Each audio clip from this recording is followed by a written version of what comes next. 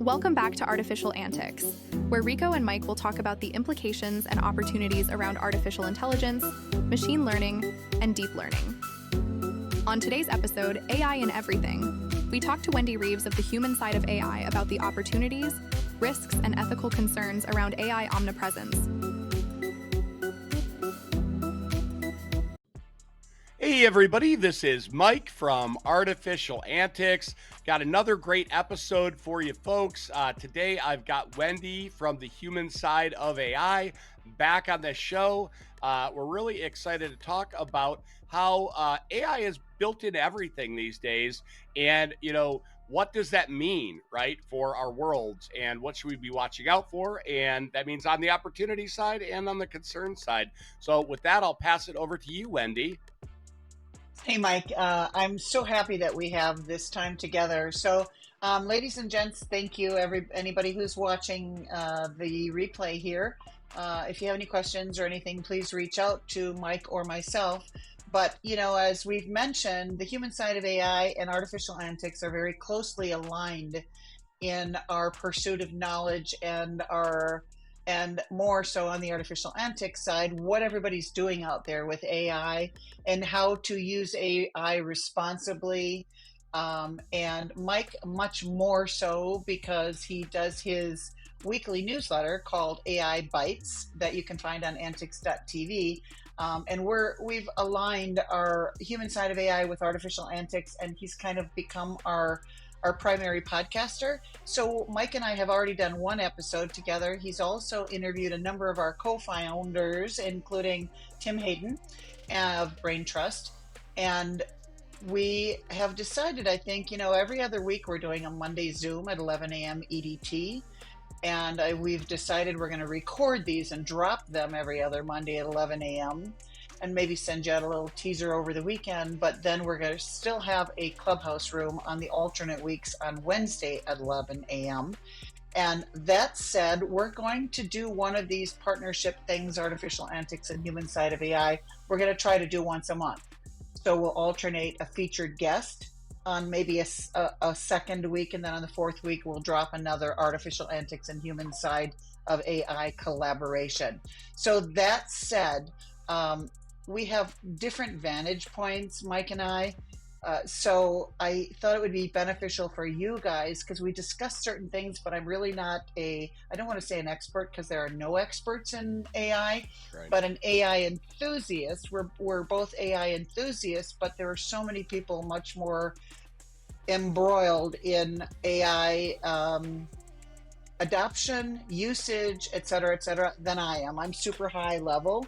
But the idea of the human side of AI is that we have people at all levels and that you should join us where you are and chart your own path in AI, guided by the collaboration of a number of other people who are also exploring and learning on a daily basis. So I guess I'll turn it back over to you, Mike. Yeah, absolutely, Wendy. And yeah, thanks for going through that. And just for folks, in case you didn't hear it, it's going to be every other Wednesday. That's at 11 a.m. And then the opposite the opposite Monday will be dropping from 11 to 11:30. Is that right, Wendy? The clubhouses on Wednesdays. 11, exactly. And the either the featured guest or us recording is going to be on that alternating Monday. So yeah, with that, kind of let's jump into it. Wendy, we had a really long precursor conversation just talking about a various subjects, right? We talked a little bit about agentic AI. We talked about some of the ways that AI is being connected to either other AIs or to our data, right? Like our Google Drive. I'm not going to go too deep into that because we're going to follow up with a future episode. But let's talk about AI being built really into everything these days. I know about the Plaud Notetaker pin, right? Where you have a little necklace or you can put a pin and, you're just, maybe you're at an event. Maybe you're walking around having a water cooler conversation. See, in the past, a water cooler conversation would never be recorded, but sometimes they're really valuable and you might forget them. In this day and age, and again, for better or for worse, right? And that's kind of what we can talk about here. Your water cooler conversation might be, hey, let me hit my Plaud here and let's continue this really interesting conversation about something that may drive, us forward, right? So, AI is, there are AIs everywhere listening. We're having smart glasses. We've got AI in toys now, which I think is really, geez, that's kind of, it's scary, honestly. You've got AI in drones, which I think there's some real benefits to that. And it is a little bit freaky, right? Like you've got Rico and I have talked about this actually. You've got these new jets that have swarms of drones. And this is like 2 years old news, right? No surprise, but they've got these swarms of drones that keep you protected from other aircraft or anti-aircraft missiles, right? The drones just kind of go and do what they need to do, and a lot of it is AI powered. And so you've also got AI and things like your appliances you're starting to see this, right? Robotic AIs going around and cleaning something, right? And I'm talking more than just your Roomba, right? They're getting a little more sophisticated. So they can clean the toilet now, which is a good thing because we hate that. Sign me up. Exactly. So, let's kind of talk about, so Wendy, I'd like to get your take on the high level overall of AI being incorporated into so many things and where you see the opportunities, and then also maybe some of the risks and concerns, privacy, security, whatnot.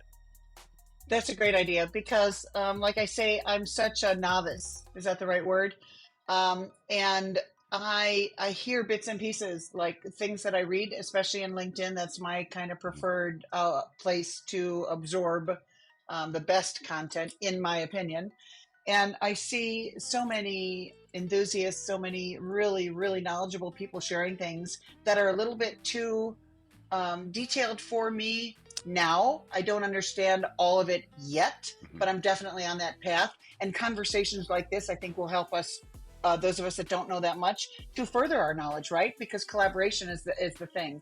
And that's my jam too. When you get two or more of us together, I mean, whether you're talking about prayer or you're talking about collaborations, get two or more people together, and that's where the magic happens, right? So what I'm hearing things and from a number of different areas. So I know what you talked about, and you mentioned the Plaud, and I told you that when I was in my AI workshop this week with a number of people in our industry, that one of them uses a limitless, and that one I priced it. It's like $400, and it's really cool because you can record whatever. And you mentioned Plaud, which is like $1.50, $150, which is much more. I'm not going to drop $400 on something I'm not sure I'm going to like it yet. So that would might be adequate, right? Why get something if you just want to record stuff now and then? So, and what I thought, like you mentioned, conventions like Fred Thorne, when he goes to conventions, or when he went to some past conventions and he goes around the exhibit hall, or whether he's talking with the dealer or whatever he's doing, he's not sitting there taking notes. He's not doing anything. Right. But I'm telling you, that guy establishes rapport with people so easily, just like a Santa, but he forgets the names, right? Of course. So the idea when he's going around and meeting the vendors even, and of course getting his swag, of course grabbing a selfie, he doesn't remember the names or maybe the details or whatever. So the idea of something that can record that, so that the idea with AI is that what we want to do is we're trying to take the tasks off of our plates, in my understanding, my grasp of it. So you want to control the controllables. You want to automate whatever you can automate that is going to take some of the mundane tasks that you can automate off your plate, so you can have more time to coach your teams, to be creative, to blow up your business, to have some fun, to do whatever you want. So to that end, I think it is wonderful that all these things are coming out, but we have to be careful because they're changing rapidly. I mean, look at what we had 2 years ago, whatever it was. Used to be super, super not proven. I mean, no really track record established yet. So we were taking risks that we knew not of at that time. Yeah. Now we're discovering through conversations with people that are about data security and fraud prevention and et cetera, we're discovering more and more that there's much more that we have to take into consideration when adopting any kind of AI. So for me, what I'm seeing getting connected, another thing on that same meeting is they talked about how if you're doing content, that whether it's, I think it was Claude, and then they sort of mentioned Gemini, but they said that if you're doing, for example, I was asking what kind of apps are better for doing different kinds of things. Mhm. And they mentioned that when they do content creation, many of them use Claude because it can link to their Google Drive. So, but then we were talking to someone else that said there are considerations about that. So in my world, I'm hearing all these terms, but I don't necessarily know the risk involved in connecting your data and that type of thing. So those are the questions that I have at a beginner novice level. Yeah, no, Does that that's a help? good that actually that helps, and it's a great starting point. So I'll mention a couple of things here. You know, there's a social aspect too, and a consent aspect to Mm-hmm. especially these note takers and recording devices. So I'm going to give you a quick story about. So All In Podcast, there are four guys that run that show. I think it's the number one podcast in the world. Anyway, they're great guys. They're all these people who started like, you know, the eBays and the whatevers of the world, right?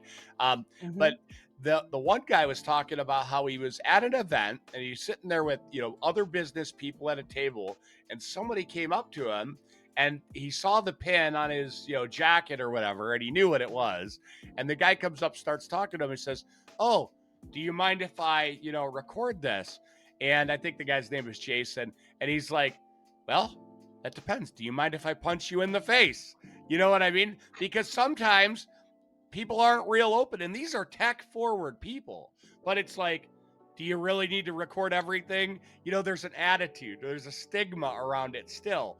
And this is why with the pins, one of the things they had mentioned on that same exact episode is that they always need to ensure that these pins or any recording device, whether it be glasses or a pin, can have a visible light that's blinking or doing whatever to let you know, the other person that's standing in front of you, let you know Oh. that they're recording, right? And then you know, Wendy, you know Thomas Howe, and he's really big into consent, right? So he's built a Mm-hmm. really good framework and architecture around not just recording and giving AI the memory, but also ensuring people's consent, and then ensuring that if they want to revoke that consent at any time, that I think is extremely important. And Thomas is going to be on the show in the next month or so. We're going to actually talk about consent because that's really important. Awesome. Large companies are getting fried in class action lawsuits because they're not getting consent, or they're getting one party consent and they need two party. Not every state is one party consent, right? So there are a lot of legal battles, and I talked to Vincent Allen when he was on the show a little bit about consent. He mentioned Patagonia is one of those, right? So these big companies that where they're recording the calls, even if they say your call is being recorded for quality assurance, that's not good enough anymore, right? So that's one of the trends that I've seen is, you know, people are going really far in a good way with consent, and Thomas is probably the Mm-hmm. most forward thinking on that I've met.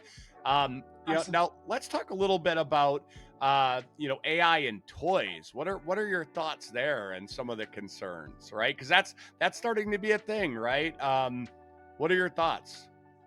I don't know. I mean, just, and I don't know exactly what you mean. I mean, I know like my daughter just had a baby back in October, my first grandchild, and I know that I bought the baby this cactus that can record your voice and then play it back. Is that what you're talking about? Yeah, Because my concern would be, what if the kid somehow, whatever the AI in the toy is, what if the kid somehow unwittingly activates it and there are other conversations that, recorded, and then where does that information go? yes, these are my exact concerns, and you know, that's the thing. You know, when you've got AI and a teddy bear, this is like the shows where the teddy bear's on the mantle and it's recording everything. Except we're buying these for our kids, right? Like, Mm-hmm. and Mm-hmm. you know, it's probably a little more than the recording thing that we were just talking about, like where you record your voice and whatnot. It's more like the dolls, the toys and whatnot will interact with them. And there's a ChatGPT type thing. I'm just going to say that because, again, artificial antics is all about making AI approachable. So I'm going to give the facts and my thoughts in the easiest way to consume. So just consider ChatGPT is in your kid's bear, right? That they're talking to, right? What are the implications of that if it goes off the rails? And you know what that makes me think of right away, and I've heard him say it a couple of times in his posts, is Tim Hayden always equates OpenAI to public toilets. Yes, exactly. Right. Do you use them? Yes, because they're a necessary thing sometimes, right? Do you trust them? No, you really don't, right? You don't know what's there. You don't know what's been there. You don't know what's going to be there or what, so absolutely, you do have to really think about this. One of the things that I've talked about before, and I have an article on it, is, scaling your AI solutions. And when you're building an MVP, or even let's say a proof of concept, let's take it to that level. OpenAI can be really valuable to proof out your concept very quickly, right? But you want to make sure that you're using what's called synthetic data, which means that you don't have, PII and people's names and addresses and emails in there, right? But to build out something and test a theory, right? Okay, we could do this with an LLM and transcription and whatever. But you don't want that to be the final product you're going to release ever with real customer data. Tim talks a lot about first-party data, keeping your data private, keeping your data out of these public LLMs. And I 100% agree. Working for a communications company, for God's sakes, we're not just throwing people's stuff into OpenAI or ChatGPT. It's very important not to do that. So as you start to take it from a POC to a finished product, this is where there are layers of bringing that data in and that strategy into your own private walled garden infrastructure for real, right? So to clarify, POC is proof of concept. That's right. For those that don't know. Yeah, okay, yes, great. Yep, exactly. Yeah, I'm a nerdy tech guy, so sometimes I try to make just translating. But yeah, no, for sure. Yeah. Yeah. No, if I ever throw an acronym out, we can always explain that acronym. So like MCP that you mentioned, or did you say MVP? I said MVP, which is the minimum viable product, right?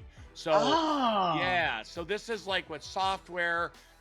What do we deliver that we have to have every feature in there, or it isn't really viable, right? That's your minimum viable product, right? So perfect. But even before that, you build a POC, which is a proof of the concept. Can I even do this? Okay, great. Yeah, perfect. So there are steps and stages, right? And thanks for clarifying that. MCP, just since you already said it, is something called Model Context Protocol. And what Model Context Protocol is doing is it's standardizing the way that AIs talk to each other, and also the way that AI applications talk to data sources and have access to data sources. To your point, you mentioned something about Google Drive and Claude. Well, Anthropic, who makes Claude, is the designer and inventor of Model Context Protocol. And so this is one of these really hot things. I just did a talk on it a couple of days ago in person for a local Detroit meetup here. And this is something that is catching on. And so you've got Google now is using this. So Anthropic originally came out with it, but Google, it's built into Google and their AI applications like Gemini. They're also their back-end applications, like on their Vertex AI. It's built in now to ChatGPT. You can set up your own MCP server. So if you had, let's say you had a line of business system that, again, there's a safety factor here, folks, a risk versus value, right? I think Tim has mentioned this before, and we're going to do a follow-up on this, but you could, in theory, connect your line of business system to your Claude chatbot and say, how many customers did we gain this month? Or, how many customers do we have with an outstanding bill? How many customers that are in collections? And it's just a really quick They just snip together, right? So MCP Oh, is really awesome for this. The demo, I did a couple demos at my talk. One of them was for a conversational intelligence MCP, and it's all fake synthetic data, but I faked, a couple hundred calls from a fictitious company called Feel Good Spas, and then I would ask questions like, how many calls did I take in whatever, just in a chat bot, right? Like in Claude, I did it in Claude. There are a couple other places, pretty much anywhere now you can link this data in. I ask questions like, hey, what customers should I call back because they were unhappy? Just being able to wow. natural language ask that question. That's really valuable. And it came back and said, these are the calls that you should review and call them back because they were pissed off, excuse my language, about having to pay a fee even though they canceled, because what I did with the fake data generation was I generated calls that went really good, calls that were about bookings, calls that were about canceling bookings, calls where people were upset, and I tracked all the sentiment in there. So then when I had that conversation and I built that MCP server around it, I could ask the questions and the data was already there. So then the LLM, which is like your ChatGPT, GPT, your Claude, then it can take the data that comes out of that, Wendy, and then it can give you back like a natural answer like you'd see from your ChatGPTs or your Claudes. So it makes it more of a natural flow rather than you having to go and be a nerd and have it's really like, do I get my data scientist involved in this, or do I just have an MCP server built around this and then I can get my answers? There's still data science in AI engineering and building this whole flow, and that's where we're going to go further. We're going to talk to Tim Hayden about this in an upcoming episode here, and we're going to go a little deeper about how you do this right at an enterprise Awesome. or a small medium business size level, because there are considerations and you shouldn't just link everything. And is that what you recommend? Like, I know so many people now for the last 2 years since we started the human side of AI are getting into CDPs and building CDPs. But now, am I right in assuming that the best solution or the best overall move is the MCP over a CDP? Well, Or not no, necessarily? it's like a part of a solution, right? Like this is where Okay, you'd get like a brain trust partners, Tim Hayden or somebody, gotcha. to Oh, design a okay, solution, and the MCP would be part of the solution. gotcha. Yeah. Well, that So makes sense. That makes the sense. that's a great question, though. Let me just mention that you could have an existing CDP with existing data in it, and you could create an MCP server to connect your existing CDP with your other Oh, systems. How valuable is that? So it's part of the solution.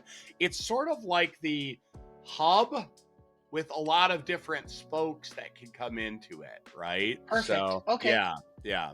Okay, and that begs a lot of questions. So I'm looking forward to the episode with you and Tim We'll go Hayden in deep. coming We'll go weeks. much deeper. Yeah, Yeah. yeah. I mean, even like, oh my gosh, even like, because I have so many questions that people ask me. Like, for example, even with the usage of their data, everybody's so worried about data privacy, data governance, and even as a solutions provider with either EIQ performance with our AI powered solutions or with BDC Angels, where we have the human side, we have the agents to do various things. Mhm. I have vendor partners, not even vendor partners, also primarily because we work with dealers, but then also dealer partners that are concerned with the privacy of their data. And I remember years ago when we did our first remote team, we had someone attached to a company server, like they had a computer and they had like a drive X, or, I mean a drive Yeah, H or yeah. whatever, where they had to log into a remote desktop connection to keep the dealership data on their server. So is that kind of something that we're working toward, just for a little snippet but not a deep dive with an Yeah, MCP, the same idea, a yeah, protected server? absolutely. And the beauty Cool. here is that you could still keep your data in those private locations, and then you have authentication and security, which is really Awesome. important. Then you have authorization. To your point, what lends itself to what does this exact person, Mike Onslow, have access to? If so Perfect. it keeps everything very segmented and ensures that your data stays where it needs to stay, right? So yeah, Awesome. that was great. So I suppose our audience should start to consider whether they have questions and what questions about MCP from their the amount of knowledge they have today in preparation for the call you have coming down the pipeline with Tim. Yeah, absolutely. And I will mention this too. One of the things that I'm seeing Model Context Protocol, or MCPs, replacing are some of these what would be in an automation workflow, right? Like where you're, okay, I'm going to do this and I'm going to go connect my Salesforce in. Now I'm going to go connect whatever in, right? And having to do all that kind of in a workflow builder. MCP allows you to keep your AI agent or your AI application, but a lot of times it's an agent kind of in the center of things. And then it can reach out, and depending on what question it's been asked, it can decide what tools do I have access to and which do I need. So that makes me think science fiction when you see these movies where people are going up there and touching and moving screens around with their fingers out there. Minority Report is a beautiful, I love that movie. I'm sorry, that's the big one. That's the big one I always think of. Erin and I, cool. Erin, my wife, Erin and I love that movie. That's one of the only DVDs that's probably still on our DVD shelf that we never actually watch anymore. But Minority Report was great for that. But yeah, it is kind of like that, right? You've got your AI agent there and it's reaching out it's figuring, oh, I need this and oh, I need this. Let's pull these in, and now we make this third thing based on the two things. So we'll definitely go deeper into this next time, Wendy. I will link in the show notes here. I did a talk a couple of days ago on Model Context Protocol, and I went a little deeper. I will go ahead and share my notes on that with folks so that they can take a quick look. And then if they have questions, to your point, let's go ahead and actually get a list of those so that we can address those when we meet with that greater group of people. And it's definitely, I think, going to be at least Tim Hayden. There may even be other folks that want to have the conversation here. So awesome, and they should reach out to you as well. So and if our human side of AI audience wants to reach out to you, Mike, how do they do that? Yeah, so there are two easy ways to do that. One is to hit me up on LinkedIn. It's just Mike Onslow, all one word, MikeOnslow. And then you can also email me, mike@antics.tv, ANTICS.tv. Either of those ways, perfectly fine. Connect with me. I'd love to have some conversations with folks. And my whole goal with Artificial Antics is to make AI accessible and approachable for folks. And then, wonderful. Wendy, do you want to go ahead and let people know how they can connect with you on the human side of AI for the folks that may not know about that yet? Yeah, so this is my cell phone on the screen if you want to text me directly. I'm a 24/7 entrepreneur, so reach out anytime, 414-303-0493. And our website is www.thehumansideofai.com. You can go there to join our community. We'll ask you for your email address, and that way you'll get updates and notifications of a newsletter that joint newsletter we have coming down the pipeline as well. But for the meantime, we fully support and recommend go to antics.tv and register for the AI Bytes newsletter that comes out weekly from Artificial Antics. Excellent. Well, thanks again, Wendy, for coming on the show. Really excited to release this. I'm excited to hear some of the questions that folks have about Model Context Protocol as we start to shift into this next show. And have a wonderful rest of your weekend. And we'll talk to you soon, Wendy. Thank you. Yeah. One final thought. So we're doing this on Father's Day Eve. When we air, it will be the day after Father's Day. So hope you all had a great Father's Day. Absolutely. That's all I got. Yes. Thank you for having me. I appreciate it. We'll see you soon on the human side of AI. We'll see you soon, Wendy. Talk to you later. Thanks, see you, Mike. folks. Bye. Yep. Thanks for joining us. Don't forget to like, subscribe, and let us know your thoughts in the comments. Stay connected with us on Twitter, Instagram, and LinkedIn for all the latest updates, and check out antics.tv or our YouTube channel at Artificial Antics. We'll see you back in the lab soon.